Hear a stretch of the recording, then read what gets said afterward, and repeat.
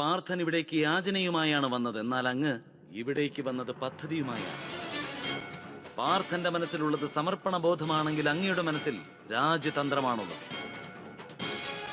പാർത്ഥൻ ദാനമാണ് കാംക്ഷിക്കുന്നത്, എന്നാൽ അങ്ങാണെങ്കിൽ പിന്തുണയാണ് കാംക്ഷിക്കുന്നത്. നടക്കുവാൻ പോകുന്ന ഈ യുദ്ധത്തിൽ നാം ആയുധം ഉപയോഗിക്കുകയില്ല. അക്ഷൗഹിണി സൈന്യങ്ങൾ ഉൾപ്പെടുന്ന നാരായണീ സേന.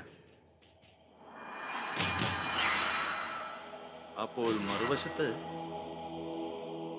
നാം മാത്രം, ഏകനായി നിരായുധനായി നിൽക്കുകയാണ്.